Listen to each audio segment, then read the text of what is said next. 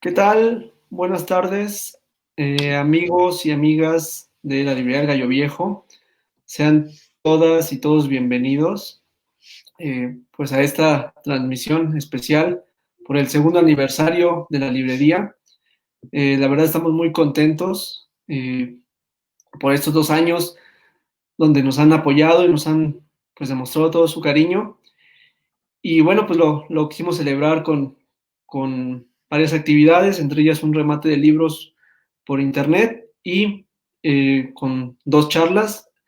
Y la primera de ellas con Javier Sainz, a quien tengo el gusto de saludar. Javier, ¿cómo estás? Bien, bien, muchas gracias. Muy agradecido de la invitación. No, pues gracias a ti por acompañarnos esta tarde y en este segundo aniversario. Genial. Javier es doctorado por la Universidad Nacional Autónoma de México, y especialista en novela mexicana, y una de sus especialidades es la obra de José Revueltas, del maestro José Revueltas. Y bueno, Javier nos va a platicar sobre José Revueltas y el movimiento estudiantil de 1968. Y pues bueno, Javier, de verdad muchísimas gracias por acompañarnos y por todo el apoyo que nos has brindado. Y bueno, pues te dejamos. Muchas gracias, Mauricio. Antes que nada, gracias de nuevo a la librería, que nos ha proporcionado en estos momentos bastante complicados diferentes materiales que de otra manera sería muy difícil adquirir. Las bibliotecas están cerradas, las librerías desgraciadamente han sido afectadas, pero también nos ha dado gusto podernos encontrar en otros contextos con las librerías, a veces en venta virtual, llamadas, mensajes, de otras maneras, ¿no? Hacer llegar la lectura a diferentes puntos y con diferentes propósitos. En verdad, muchas gracias también por la invitación, por la consideración. Este tema que a mí me apasiona, que es la figura de José Revueltas, y pues agradecerles antes que todo. Eh, yo preparé algo, unas páginas para platicar acerca de José Revueltas. Trataré de estarles comentando, leyendo y, y además haciendo algunas anotaciones a mí mismo. Bien, tras 52 años del movimiento estudiantil encabezado por el Consejo Nacional de Huelga, el nombre de José Revueltas sigue latente cuando se recuerda ese trágico año, la trágica masacre de estudiantes en la Plaza de las Tres Culturas, donde hubo cientos de detenciones y múltiples, casi miles, se podrían decir, vejaciones que sufrió el movimiento estudiantil en las calles, en las escuelas, incluso en el presidio, ya cuando habían sido detenidos. Todos ellos a manos del gobierno de Gustavo Díaz Ordaz, que al día de hoy sigue impune. No obstante, cuando se habla de la participación de revueltas en el movimiento estudiantil, existen dos versiones.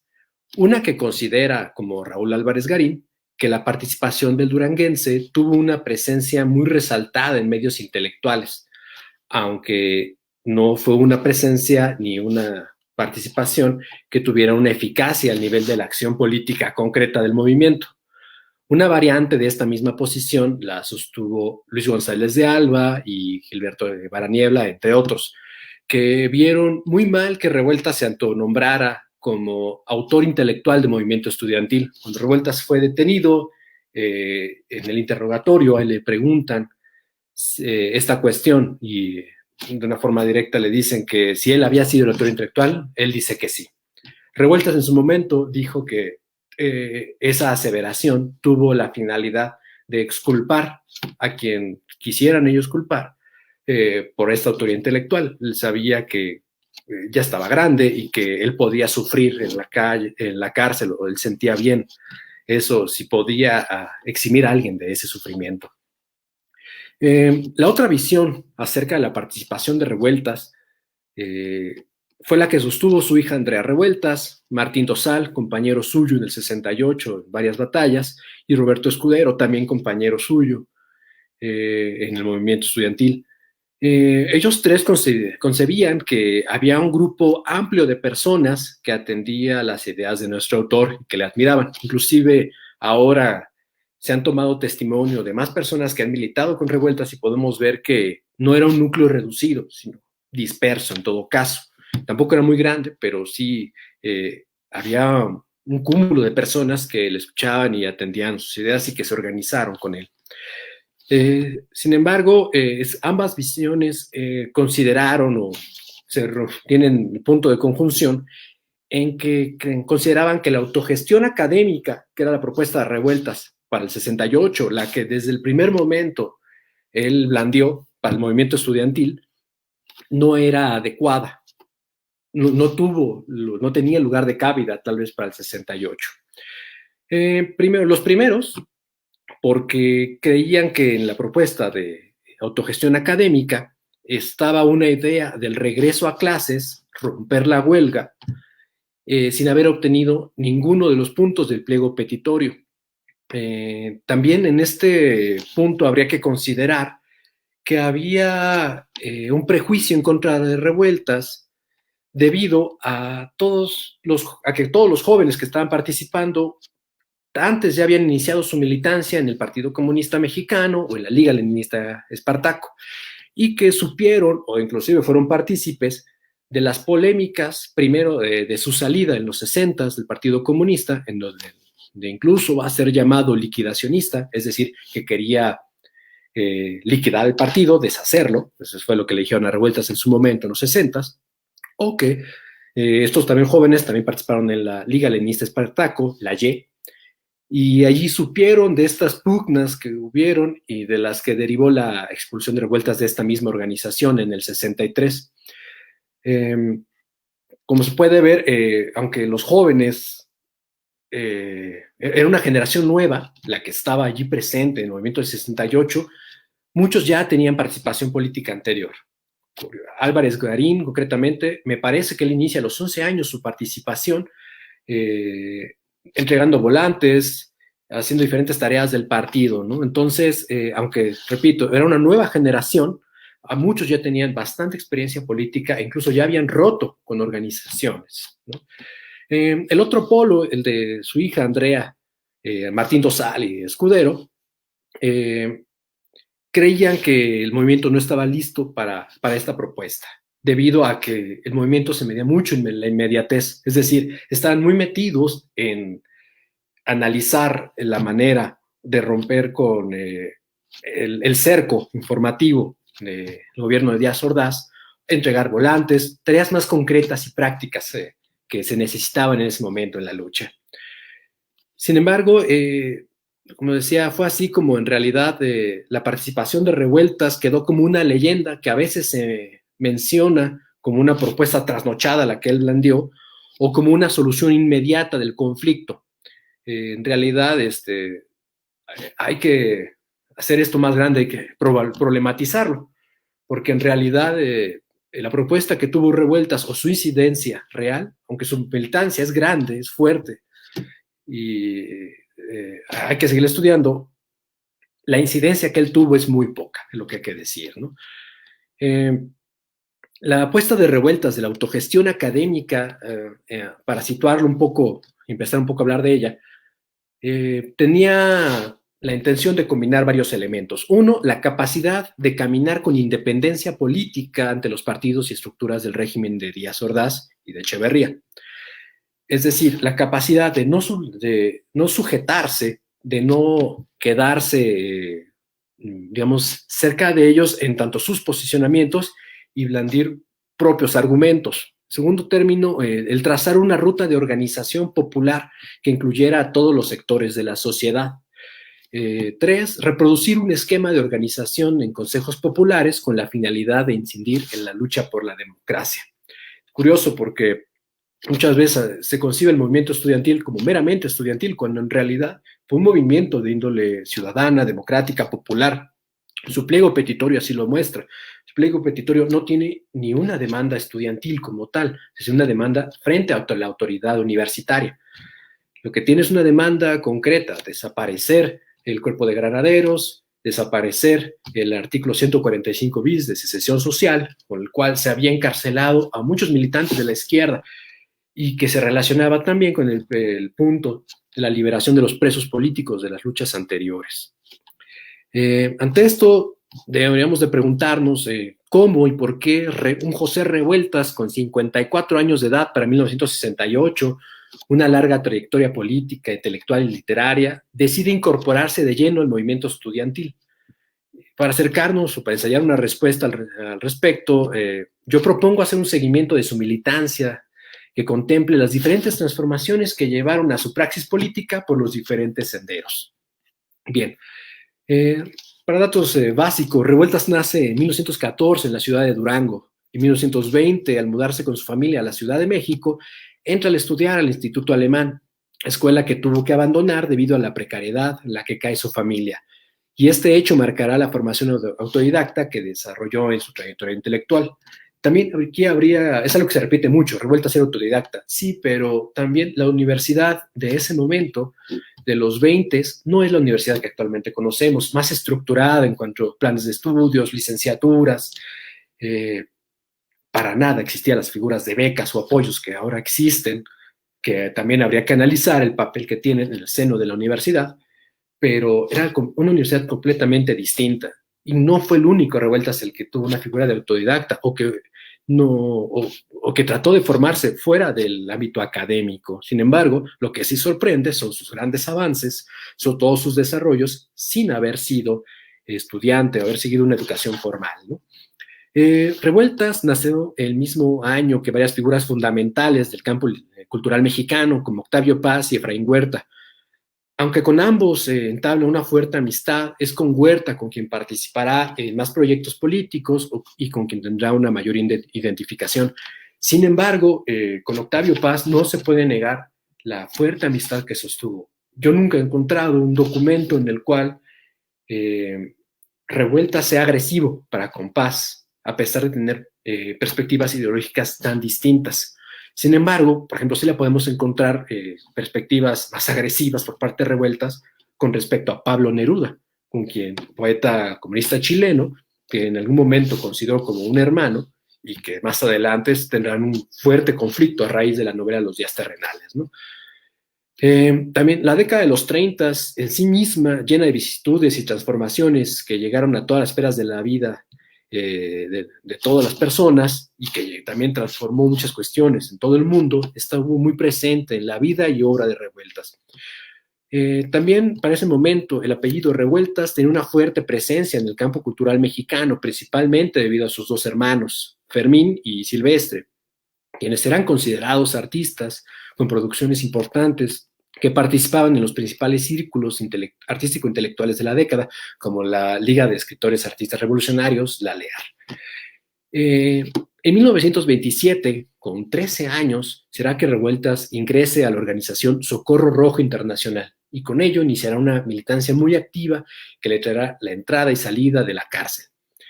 En 1929 será encarcelado por primera vez en la Correccional de Menores por participar en un mitin.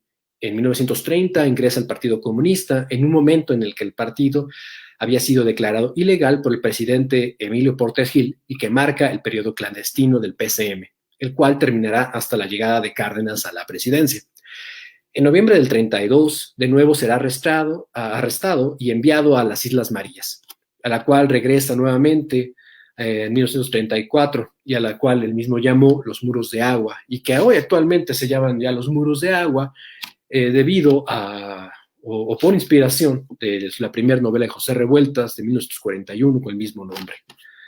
Entre julio y noviembre del 35, Revueltas va a ganar espacio dentro del partido y va a ser nombrado parte de la delegación mexicana del Partido Comunista Mexicano que asistió al 7º Congreso Mundial de la Internacional Comunista, organizado por la Comiterm. Ese fue también, hay que decir, el último congreso. Y a partir de este punto, Revueltas entra dentro de una nueva esfera, vamos a decir, de la dirigencia comunista, cercano a ella, que le permitirá también estar más cerca de la toma de decisiones, o cuando menos escucharlos. De 1938 a 1949 va a participar en diversas publicaciones que surgieron en la esfera del lombardismo, de la esfera de Vicente Lombardo Toledano, que hay que decirlo, es una de las figuras más importantes del campo intelectual mexicano, sin la cual no podemos explicarnos la evolución que tiene el Estado mexicano, no podemos explicarnos el sindicalismo, las diferentes experiencias que han existido culturales de la década, ¿no? Revuelta se acerca a él desde el 38, participará en el periódico El Popular, participará en las diferentes en otras expresiones como el Nacional, pero poco a poco se irá acercando más al lombardismo en esa etapa. En 1941 se publica su primer novela, Los Moros de Agua, en donde se hacen presentes las experiencias en las distintas cárceles en las que hasta ese momento había sido confinado, en especial su estancia en las Islas Marías. Desde su primer novela podemos ver los principales tópicos que desarrollará en su obra literaria. Uno de ellos, y que atraviesa toda su obra, es el mundo como una cárcel que arroja a los hombres al lado moridor de la vida, a la desesperanza y a la enajenación, sin importar su condición social, militancia política o su desarrollo intelectual. Así, todos los hombres comparten el encierro desde sus particulares condiciones y expresiones, y ninguno tiene posibilidad de escape.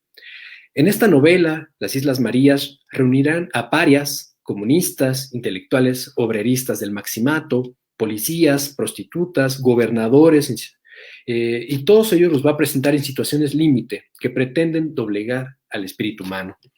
El desarrollo de la novela mostrará que los primeros en flaquear serán los comunistas, aunque al final de ella trae para ellos la reivindicación gracias a la fe del comunismo.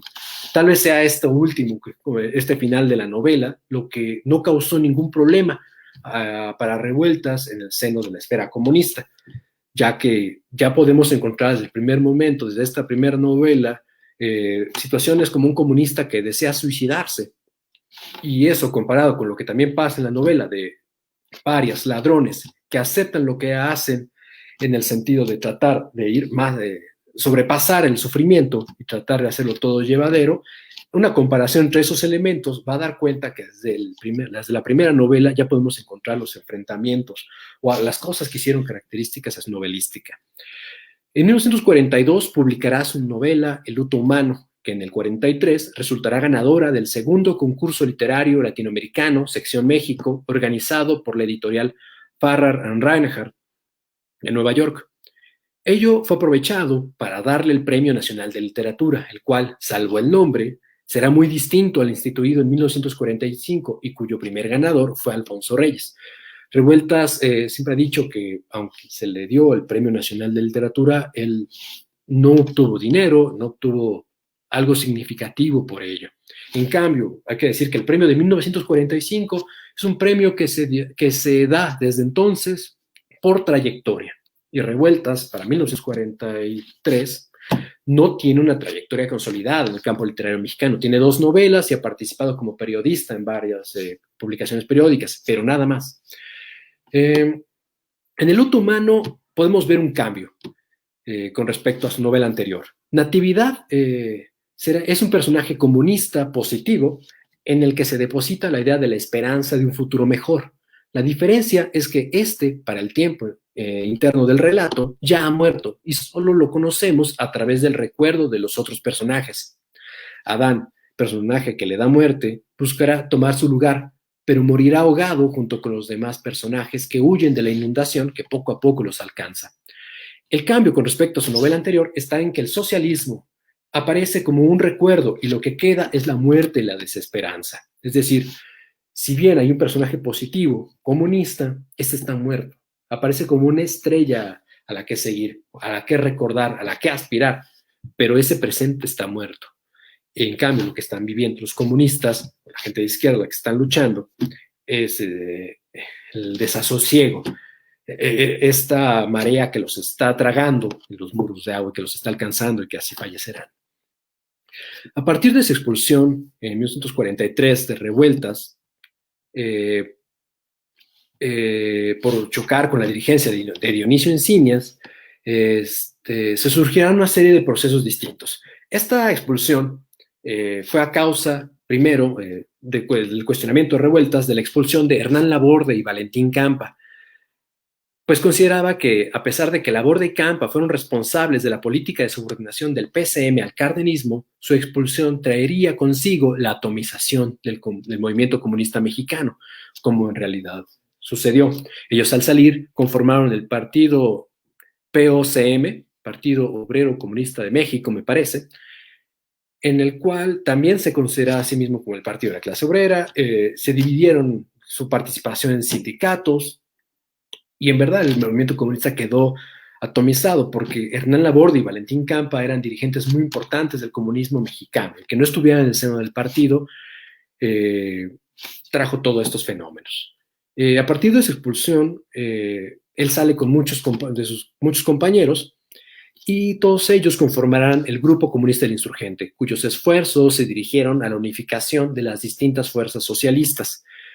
De este periodo consta la Mesa de los Marxistas Mexicanos, otros pequeños esfuerzos de organización, en donde lo que encontramos son las tensiones entre las diversas posturas, el cardenismo, la gente de Narciso Bassols, Vicente Lombardo Toledano, Laborde y Campa, y el Partido Comunista y algunos otros sectores que estaban dialogando en tanto un programa. Sin embargo, esto no fructiferó en otros esfuerzos. Recordemos que para 1938 también se consolida diferentes esfuerzos que llevarán para el 42, parece, la conformación del cambio del PNR, PRM. Todo esto que traerá en la esfera la idea de que se conjugar en un partido único todos los esfuerzos de izquierda. Es curioso porque en realidad lo que tenemos acerca de la historia del PRI pareciera que es una historia lineal, que el PNR es lo mismo que el PRM y lo mismo que el PRI, sin entender que cada uno tiene unos procesos históricos particulares que darán cuenta, por ejemplo, de momentos como es la lucha contra el fascismo, en lo cual en los 30s el partido de Estado funcionó como un frente popular, en realidad, un frente en el cual muchas posiciones políticas participaron y lucharon en contra del fascismo que en México también existía, pero sobre todo se trataba de eliminar en la Segunda Guerra Mundial. Bien, en 1948, José Revueltas acabará ingresando al Partido Popular, partido dirigido por Lombardo Toledano, y en 1949 publicará su tercer novela, Los días terrenales. Y en 1950 se estrena la pieza dramática El cuadrante de la soledad, que rápidamente sumó las 100 representaciones y cuya escenografía fue elaborada por Diego Rivera. En dicha novela, Los días terrenales, Revueltas desarrollará personajes comunistas tipificados, caracterizados en función de su dogmatismo, mostrándolos a todos como alienados e incapaces de romper con el dogma. Una de las situaciones límite que presenta la novela es la muerte de Bandera, hija del dirigente Fidel.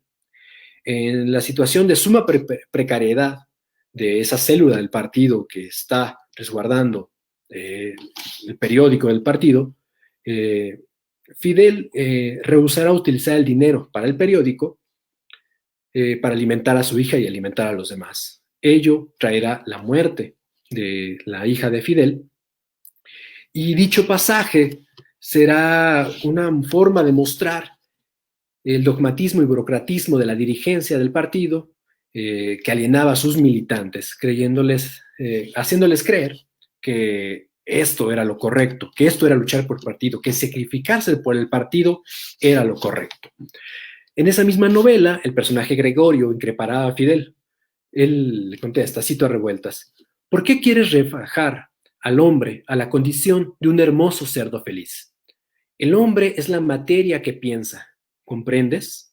Más adelante Gregorio también le dice: luchemos por una sociedad sin clases. Enhorabuena, pero no para hacer felices a los hombres, sino para hacerlos libremente desdichados, para arrebatarles toda esperanza, para hacerlos hombres.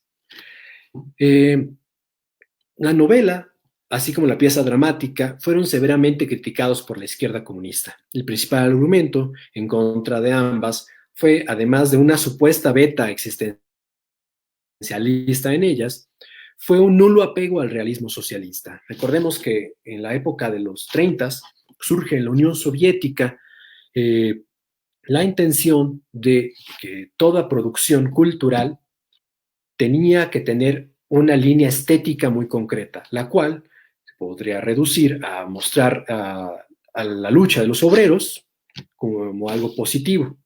Hay que decir que previo al estalinismo, a la instauración del estalinismo en los 20, la Unión Soviética vivió un clima muy distinto, un clima de debate entre diferentes tendencias, vanguardias artísticas, que todavía le tocó a Lenin y que se pueden leer, por ejemplo, en la colección de Teoría y Praxis que dirigió Adolfo Sánchez Vázquez para Editorial Grijalvo. Ahí hay un volumen acerca de Lunacharsky, hay un volumen acerca de Malevich. Adolfo Sánchez Vázquez, sus trabajos acerca de la vanguardia y de Lenin dan cuenta de estos debates, de que en realidad en la Unión Soviética al inicio había un clima de debate entre las diferentes posturas estéticas, pero con la llegada del estalinismo esto va a transformarse y va a conformar una estética de Estado a la cual todo debía de adecuarse, ¿no? Y que se llamó realismo socialista. Lo que se le criticó a Revueltas era que presentaba la alineación de los comunistas y asimismo había pequeñas migajas de pan, vamos a llamarle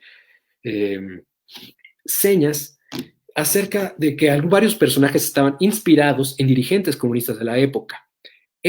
Todo eso generó un clima de animadversión en contra de su obra y tejió todo un consenso en contra suya. Es como decías, cuando aparece esta cuestión con Pablo Neruda, donde Pablo, que fue amigo de Silvestre Revueltas, su hermano, y que Revueltas todavía en 1941 hay fotos con Efraín Huerta donde Revueltas está tocando el violín y José Revueltas y Efraín Huerta la guitarra en casa de Pablo Neruda aquí en México. Poco a poco se van distanciando hasta el punto en que Neruda en 1950 dice que aquel chico que él conoció en México no corre por su sangre, la sangre de los Revueltas, que es un traidor, básicamente, lo cual le dolerá mucho a Revueltas. Tras todo este proceso, Revueltas en un primer momento acepta las críticas. Sin embargo, poco a poco empezará un proceso de autoanálisis que lo llevará a reflexionar acerca del quehacer de la estética y el arte en el marxismo. Haciendo un balance hasta este punto de las ideas de Revueltas de nuestro autor, él considera que el PCM es el partido único de la clase obrera y que éste se ha dividido debido a su compartido dogmático y burocrático. Para este punto no hay una crítica al estalinismo, debido a que dicho concepto apareció mucho más tarde. La figura de Stalin para este punto goza del consenso, en general en el espacio público de ese periodo, 40, 50, goza del consenso como figura heroica que derrota al fascismo. Hay que decir que tratar de cuestionar a esta izquierda por un estalinismo o llamarla simplemente stalinista es un anacronismo, es decir, es imponer nuestras propias expectativas, nuestras propias críticas en un contexto donde no existían. Es querer imponer lo que uno desea sobre la realidad. Y además de que el fenómeno stalinista tampoco en sí mismo es capaz de mostrar todos los procedimientos que engloba en sí mismo, ¿no? Son procesos que creo que aún falta estudiarlos, que afortunadamente con el paso de la historia, los archivos, las librerías de viejo que conservan también muchos de los documentos de la época, podemos empezar a analizar todas estas cuestiones de una manera de acuerdo a su tiempo histórico. La disputa por la novela Los días terminales enfrió la relación con el lombardismo, debido a que también los principales que se fueron en contra fue Enrique Ramírez y Ramírez y Vicente Lombardo Toledano. A Lombardo está dirigido concretamente uno de los documentos en los cuales Revueltas acepta la culpa y empieza a debatir. Desde el 49 empieza a enfriarse la relación y de hecho no se sabe bien cuál fue la participación de Revueltas del 49 al 55. Al menos no está en sus libros, no hay una seña de qué es lo que hizo, tal vez en su archivo, pero eso queda para otros estudios.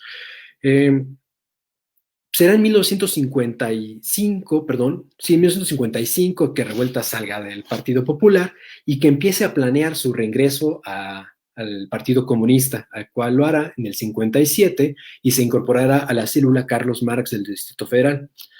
Revueltas no regresó al partido a ser complaciente, sino a debatir. A su reingreso interviene en la lucha interna del PCM que giró a lo largo de 3 años en torno a 2 ejes. 1, la aceptación de la lucha de tendencias y 2, la tesis de la inexistencia histórica del partido. Asimismo, en el 58, con la derrota y brutal represión de la huelga ferrocarrilera de ese mismo año, Revueltas visualizó 2 cuestiones. 1, el carácter represivo de los gobiernos en contra de las manifestaciones obreras que buscaban construir una independencia política. 2, un dogmatismo por parte del partido al preferir ganar a toda costa todos los puntos del pliego petitorio y no priorizar el gran avance al haber ganado la dirección del sindicato. Es decir, lo que fue una hipótesis para Revueltas en los días terrenales se convierte para él en una realidad. Estas consideraciones se pueden constatar en su libro México, una democracia bárbara, en donde a través del análisis de las elecciones presidenciales del 58 advertirá de las actitudes fascistas del gobierno y de la necesidad de analizar la situación para que el PCM pudiese incidir en ese negro panorama. Aquella lucha interna en el PCM trajo la separación de Revueltas junto con sus compañeros de las células Carlos Marx y Federico Engels tras un breve paso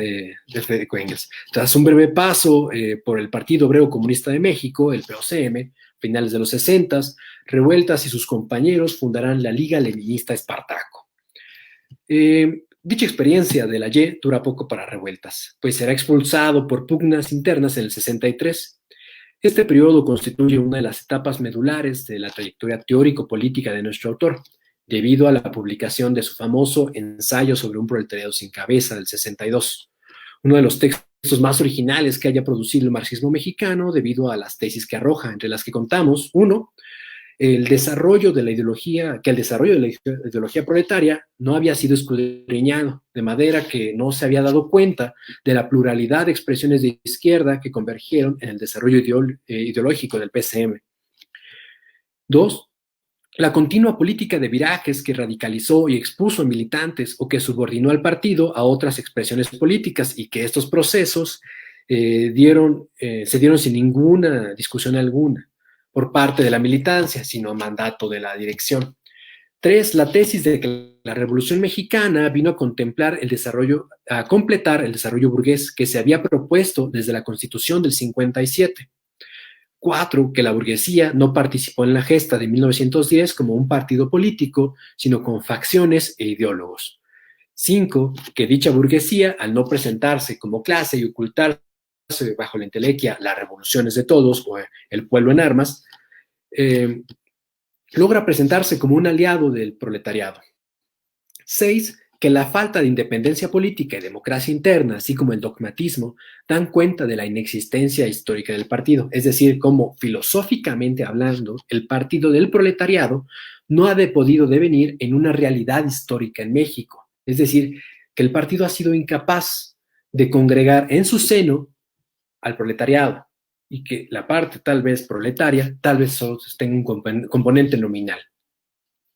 Es necesario decir que el ensayo es tal vez su obra política más conocida, pero ha corrido con la suerte de la incomprensión acrítica, que repite anacrónicamente sus hipótesis que, si bien son muy valiosas, hoy tenemos más elementos para realizar la valoración histórica de este periodo.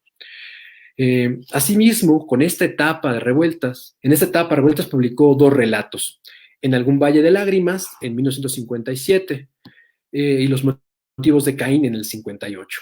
En Los motivos de Caín, la ciudad de Tijuana y el ejército norteamericano en Vietnam se erigirán como figuras de encierro para el sargento Jack Mendoza. Y en la novela Un valle de lágrimas, la prisión será el clasismo del personaje principal. Para 1964, Revueltas publicará su novela Los errores, en la cual retoma las críticas hechas antes en Los días terrenales, el ensayo sobre una democracia bárbara, México, una democracia bárbara, el ensayo sobre un proletariado sin cabeza, y además de perfilar muchas otras que aparecerán en sus ensayos subsecuentes. La novela se teje por medio de dos tramas, que tendrán como eje a Olegario Chávez, quien será el tenedor de libros, el contador, del prestamista que aparece en la novela. En la primera trama estamos ante el deseo de Mario Cobian, que también llaman el muñeco, que es un proxeneta y ladrón. Estamos frente a su deseo de cambiar su vida al robar a un prestamista. Él robará, golpeará y asesinará, y todo su plan se vendrá abajo. La salida que tendrá será la opción que le dará a la policía de inculpar del asesinato del prestamista, de inculpar a Olegario Chávez. Esto será parte de un plan de la policía y de un funcionario fascista que está en el gobierno por culpar a los comunistas de este asesinato y así asestar un golpe contra el movimiento comunista. El otro lado de la trama trata un grupo de comunistas que va a asaltar el cuartel de una organización fascista con el propósito de robar sus documentos. Sin embargo, esto en realidad se trata de una acción para encubrir el intento de asesinato contra comunistas incómodos.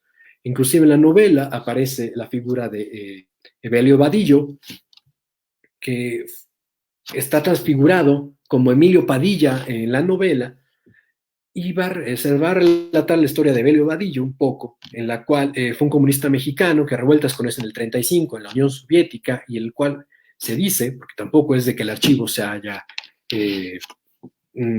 revisado, lo que tenemos son unas notas periodísticas que recupera Álvaro Matute, en donde se narra que Evelio Vadillo en la Unión Soviética fue acusado de tener que ver con un intento de asesinato contra Stalin.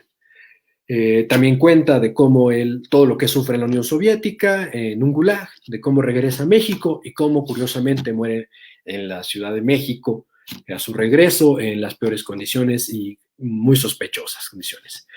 Bien, a partir de este momento, Revueltas tiene un acercamiento con varias organizaciones a partir del 64, pero en ninguna militará formalmente. En el 67 se publicará la primera recopilación de sus obras completas en la editorial Presas Editoriales, y además recibirá el premio Javier Villarrutia, y un año después será parte del jurado del premio Casa de las Américas en Cuba.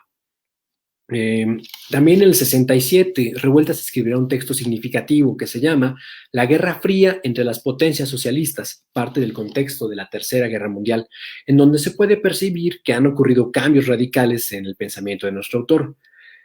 Mantiene la idea de la necesidad de la construcción del partido, pero deja atrás la idea del centralismo democrático por tender más al centralismo que a la democracia.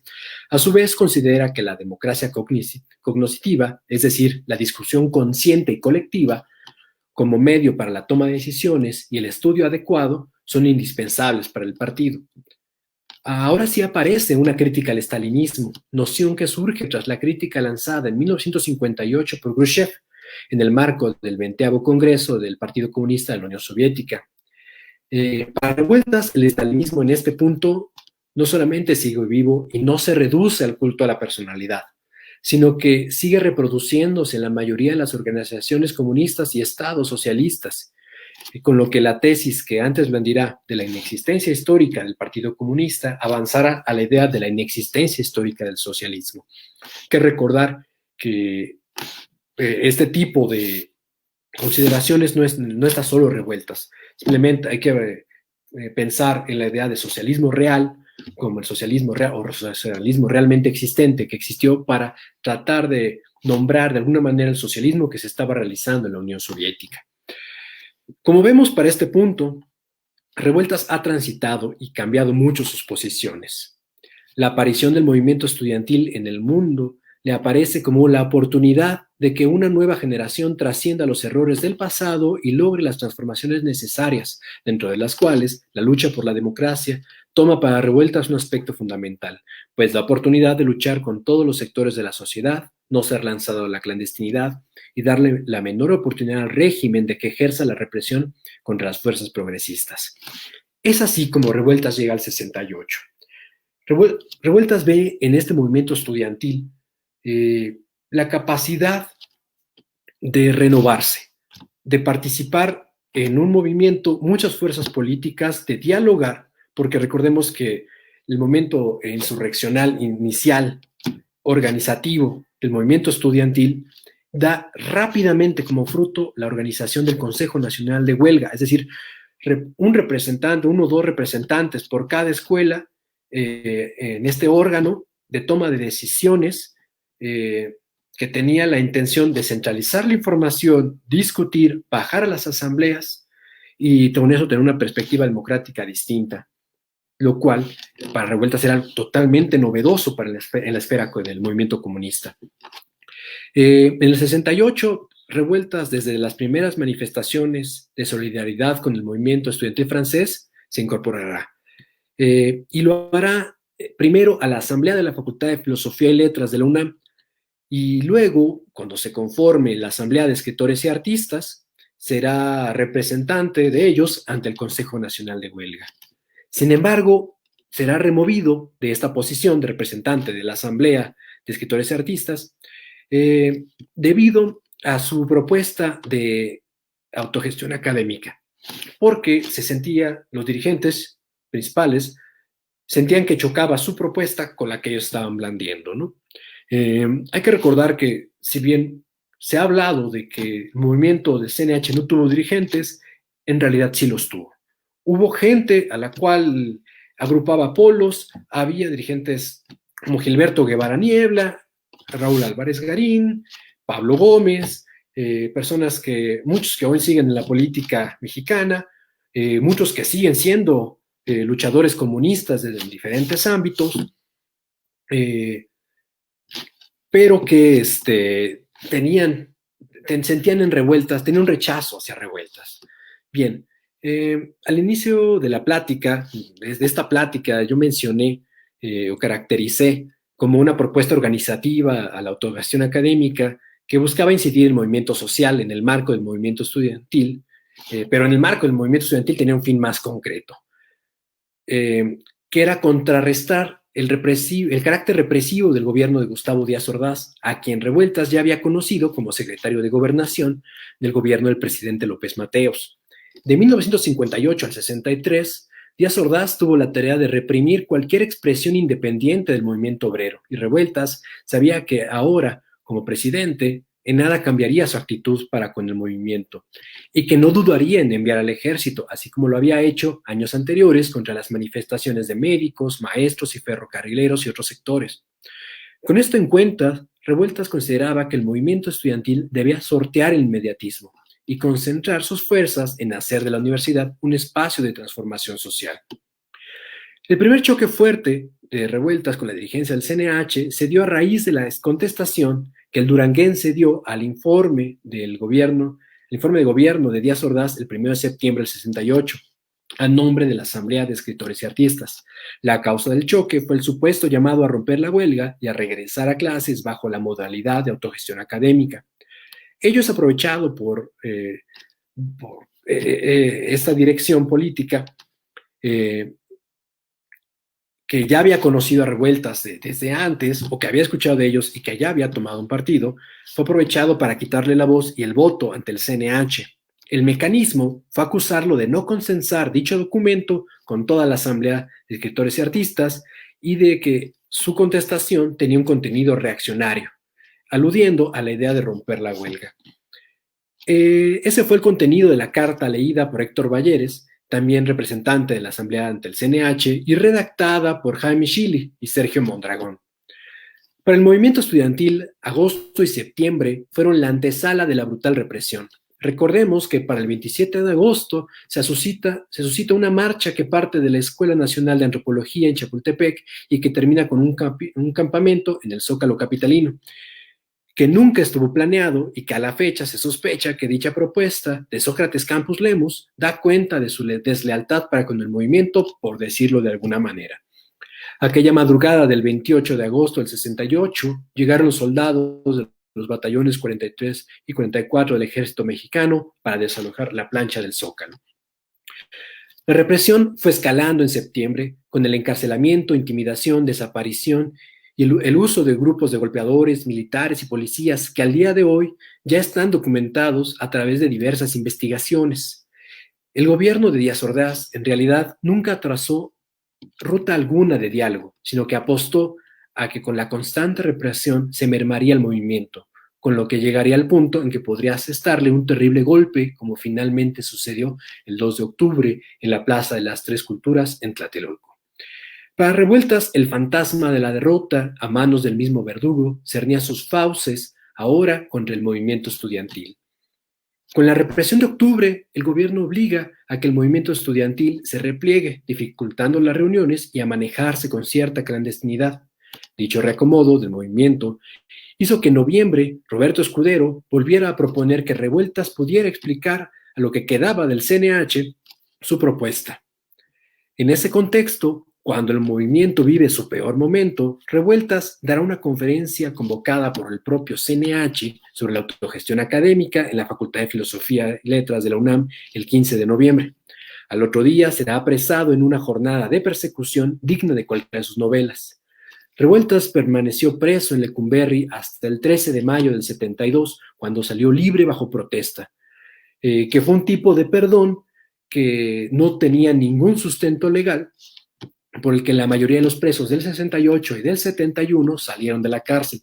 En ese periodo, Revueltas escribió su novela El Apando, el libro de cuentos El material de los sueños y los fragmentos que componen Dialéctica de la conciencia. En la novela El Apando, novela o cuento largo, esta obra maestra de la literatura mexicana, se nos presenta la cárcel como una síntesis del mundo, o al mundo como una cárcel en donde todos estamos presos, cumpliendo diferentes tareas, pero presos al fin y al cabo. Un relato donde no hay pausas ni respiros, que centra su atención en Polonio, al Pino y al carajo, para realizar una crítica de la sociedad, en donde la liberación se da a través de la muerte o de su disposición a ella. También todos los relatos de Material de los Sueños son cuentos increíbles. Los que a mí siempre me ha gustado es el de Hegel y yo, en donde es un relato, inserto del relato, aparece la anécdota de la tortuguita. El personaje relatará como recuerdo cuando él está trabajando en un barco y en ese momento, al llegar a puerto, todos los marineros deciden tener sexo con la misma prostituta. Todos Revueltas que esa espera de cada uno de los marineros será de forma muy organizada y de que después de acostarse con 7 de ellos, ella pide un descanso. Cito el cuento. Carambas, exclamó entre agresiva y disculpándose al mismo tiempo. Déjenme descansar un rato. Como a modo de haber visto un reproche en nuestras miradas, para darle un descanso, para darle una demostración amistosa de nuestra conformidad con ese descanso, pedimos otra tanda de cervezas heladas. Para ella, un anís. A todos nos pareció correcto que se tomara un respiro y lo veíamos muy bien y natural. En este cuento, en esto que acabo de citar, se nos devela esta conflictiva relación donde la prostituta cree recibir piedad y otros creen otorgársela al darle un descanso. Creen que otorgan amistad al detener momentáneamente su alienación, cuando en realidad son parte del mismo ciclo de reproducción de la miseria humana. En el relato, ello se expresa a modo de enfermedad venérea, pues más tarde, toda la tribulación descubrirá estar infectada de gonorrea tras haber tenido sexo con la tortuguita. Lecumberri, su encarcelamiento, dejó en Revueltas múltiples severos estragos en su salud, que al salir lo dejaron fuera de la militancia política y de poder concluir sus últimas elaboraciones teóricas en torno a muchos temas, como se puede apreciar en su ensayo póstumo Dialéctica de la conciencia. Revueltas fallecerá el 14 de abril de 1976. Días antes de que esto sucediera, un juez anunció que se revisarían los procesos de aquellos que salieron bajo protesta de la cárcel, esto que platicé antes. Revueltas, muy enfermo, se encontraba en cama y llegaron sus amigos a darle la noticia.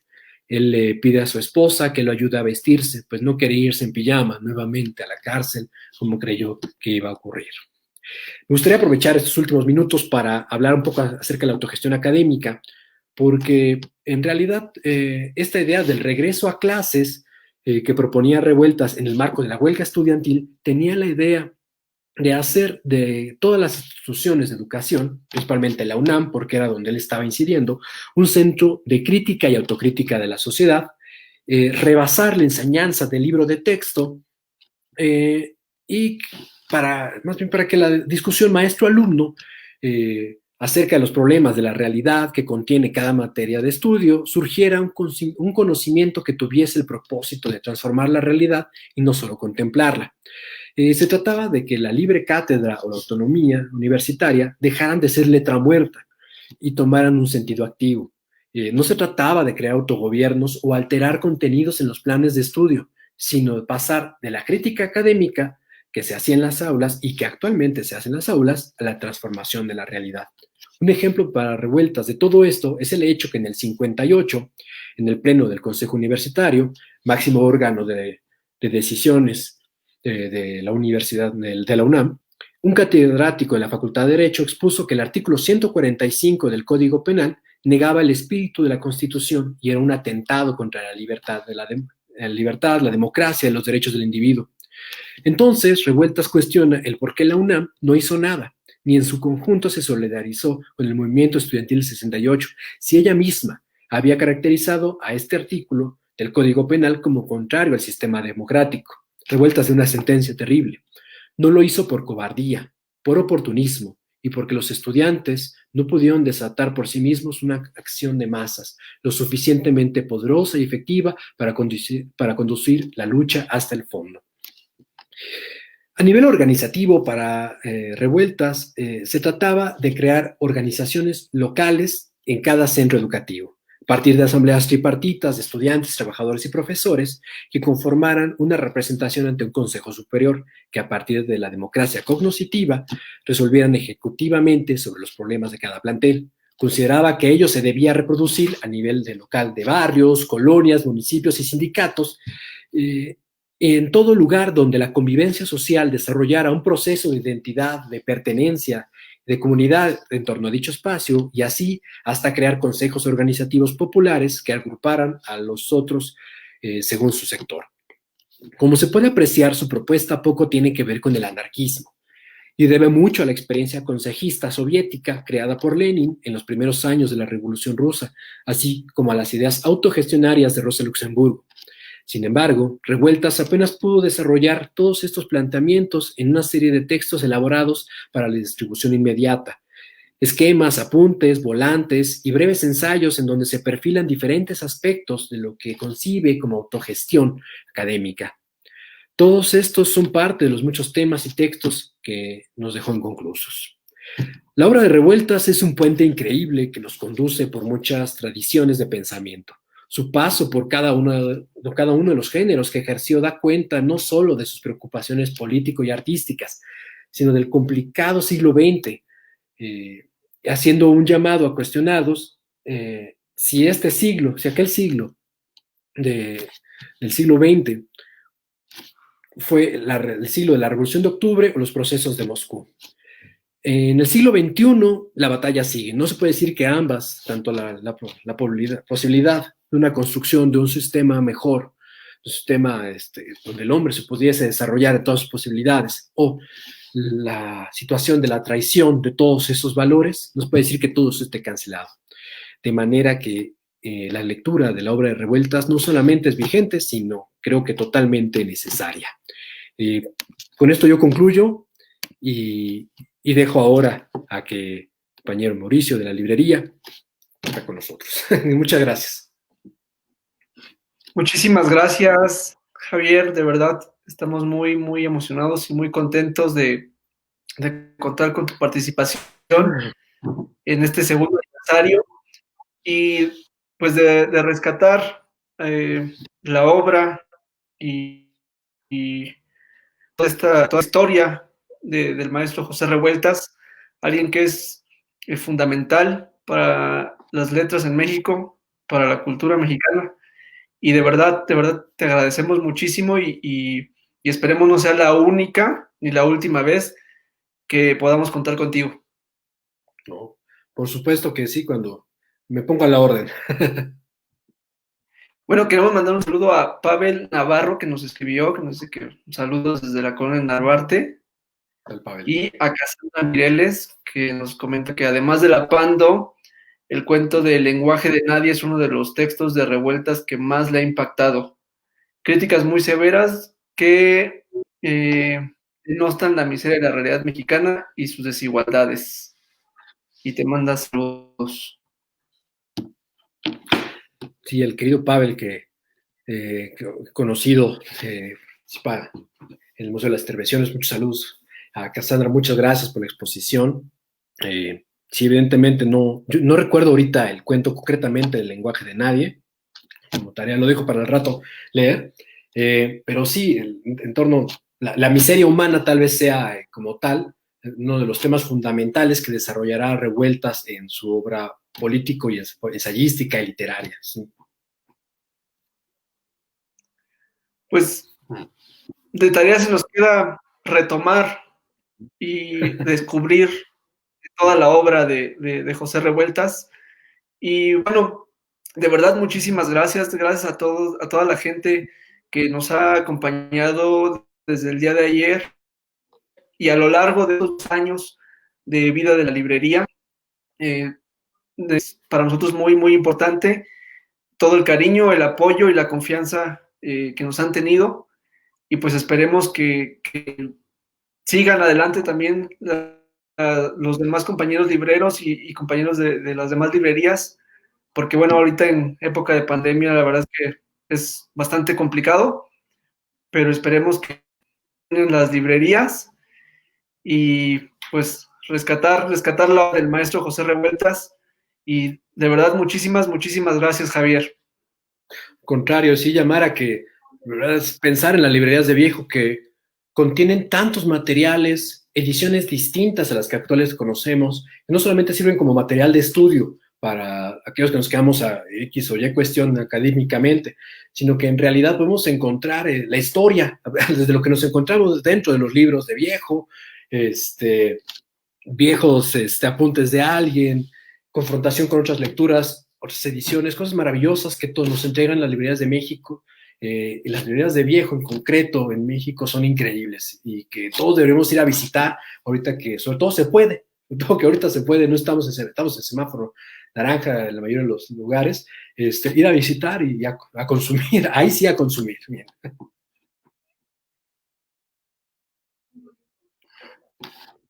Pues muy bien, muchísimas gracias. Que se acerquen a las redes sociales de la librería El Gallo Viejo. Remate, libros vueltas Claro. y de muchos autores mexicanos, que es también muy importante rescatar. Y pues te mando un fuerte abrazo, mi querido Javier, y esperamos vernos muy pronto y puedas volver a acompañar con una charla. De verdad, muchísimas, muchísimas gracias. A ustedes de nuevo por el espacio y también les mando un abrazo a todo el equipo de la librería Gallo Viejo y espero pronto ir a visitarlos. Bueno, pues muchísimas gracias a todos los que nos acompañaron y pues nosotros continuamos en las redes sociales subiendo libros y